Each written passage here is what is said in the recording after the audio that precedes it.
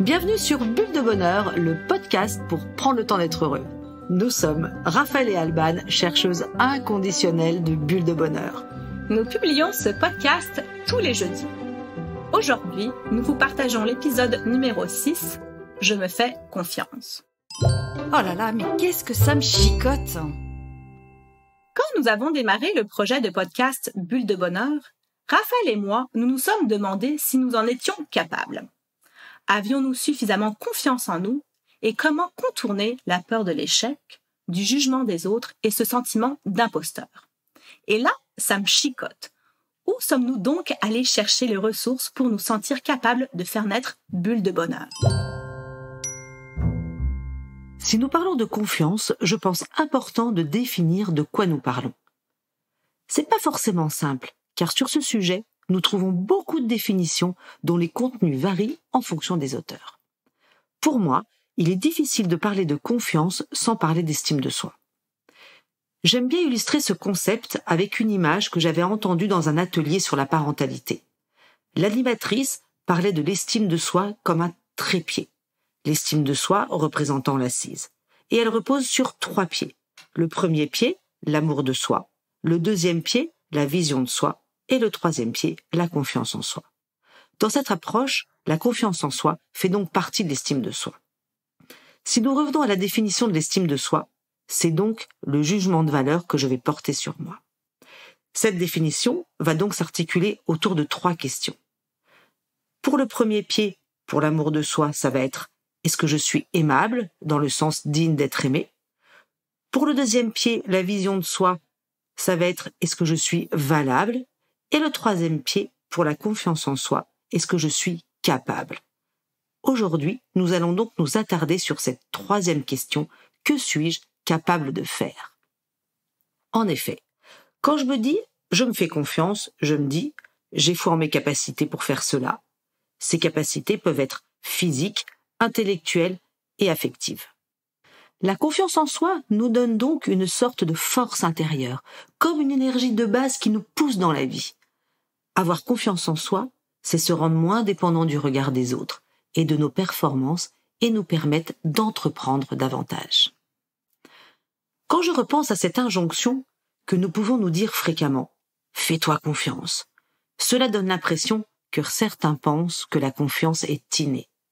Mais non, la confiance ne se décrète pas, elle se bâtit jour après jour et elle se conforte d'actions réussies. La confiance en soi, c'est vraiment une perpétuelle construction et, bonne nouvelle, il n'est jamais trop tard pour la travailler. Et ça, c'est important pour tous ceux qui se disent « Oh, tu sais, moi, je n'ai jamais eu confiance en moi ».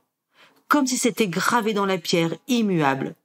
Et vous pouvez vraiment leur répondre ou vous dire « Peut-être que tu as rarement eu confiance en toi, mais tu sais, rien n'est définitif dans ce domaine. Aujourd'hui et demain, tu vas avoir plein d'occasions de te la constituer ta confiance. » Bien sûr, pour ces personnes-là, cela va demander sans doute un peu plus de travail. Quand on se sent incapable, ça peut aller jusqu'à l'aveuglement. Regarder ses réussites devient presque impossible. Le nombre de fois que j'ai entendu lorsque je mentionnais une réussite à une personne que je peux accompagner, « Oui, ok, ça a marché, mais j'ai eu un coup de chance », ou alors « Oui, c'était vraiment hyper facile », sous-entendu « je ne le mérite pas ». En fait, dans ces cas-là, la réussite est soit niée, soit la personne ne se l'attribue pas. Comment la confiance en soi se construit-elle? Même si la confiance se modèle tout au long de notre vie, pour les parents, il est bon de savoir qu'elle se construit aussi dès le plus jeune âge. Plus vous avez été encouragé dans vos apprentissages, plus vous avez été complimenté sur vos réussites, plus on vous a fait confiance et plus votre réservoir de confiance s'est rempli. Pour comprendre le mécanisme de construction de la confiance, j'aime bien cette image. Imaginez 2 groupes en train de pratiquer du saut en hauteur. Un groupe commence avec une barre mise plutôt haute et l'autre plutôt basse. Lors du premier saut, certains de ceux qui avaient la barre haute n'ont pas réussi et ont donc été éliminés. Dans l'autre groupe, tout le monde a forcément passé la première barre. Et puis, ils ont continué à augmenter la hauteur pour chacun des groupes. Au final, le groupe qui avait démarré avec la barre basse a été plus performant. Ils sont allés plus loin, ils ont emmagasiné du succès et ce qui a stimulé la confiance en soi. Allez, je change de regard. Je remarque souvent que la confiance est vue comme une montagne difficile à gravir, alors qu'elle peut se nourrir quotidiennement d'actions qui peuvent être facilement accessibles. Comme pour le bonheur que l'on peut cueillir dans plein de petits moments de notre vie, la confiance peut se nourrir de nombreuses réalisations de notre quotidien. La confiance se travaille, se crée, se renforce. Pour évoquer cette base de confiance en soi, certains auteurs parlent d'un coffre à trésors. Nos trésors sont toutes les choses que nous avons réussies. Et ces choses n'en sont pas que des réussites importantes. Ce sont également et surtout toutes les réalisations que nous avons accomplies, les objectifs atteints, les petits défis relevés. Comme ce coffre à trésors est constitué de tout ce que nous avons fait, il est donc très utile de savoir ce qu'il y a dedans et d'en faire l'inventaire. Faites donc la liste de vos petites victoires, quelles qu'elles soient, et il y en a forcément. En tous les cas, cet état des lieux est utile à 2 points de vue. Tout d'abord, se rappeler de nos réussites crée de la motivation et encourage à persévérer. Et deuxièmement, cela constitue également une base de ressourcement. Aller y jeter un coup d'œil de temps en temps permet soit de se faire du bien, ou alors de se remonter le moral quand on est dans des phases de doute.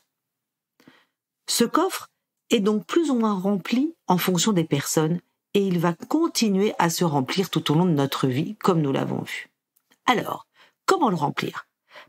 Simplement en nommant toutes nos expériences positives quotidiennes et se dire « hop, un trésor de plus ». Et comme pour tout, avant d'entreprendre une action, il est important de se fixer des objectifs adaptés et en concordance avec nos valeurs. Parce que viser trop haut par excès de confiance risque de créer des déceptions et avoir un niveau d'exigence trop élevé peut aussi engendrer du stress. En termes de bénéfices, plusieurs études ont permis de mettre en évidence qu'il existe une hormone de la confiance, l'ocytocine. Cette dernière est par exemple sécrétée lors de l'accouchement pour faciliter le travail, puis lors de l'allaitement. Cette hormone de l'attachement est celle aussi du lien social. Elle réduit l'anxiété et le stress. Elle augmente le sentiment d'empathie.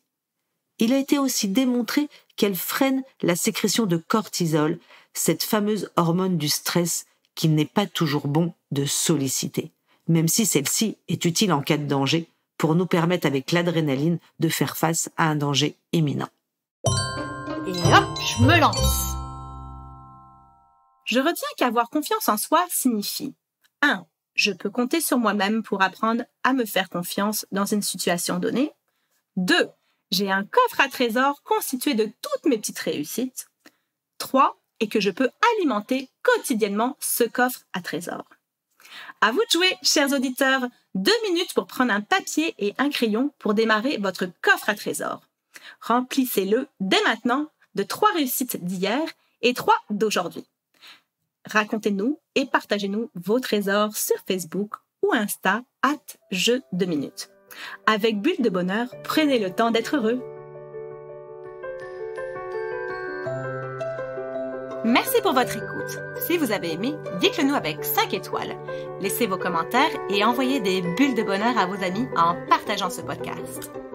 Inscrivez-vous à la newsletter en allant sur notre site jeu2minutes.com, GUX, 2 en chiffres, minutes avec un S, pour être notifié des prochains épisodes. Bulle de Bonheur est propulsé par les jeux 2 minutes, 52 cartes pour prendre le temps d'être heureux.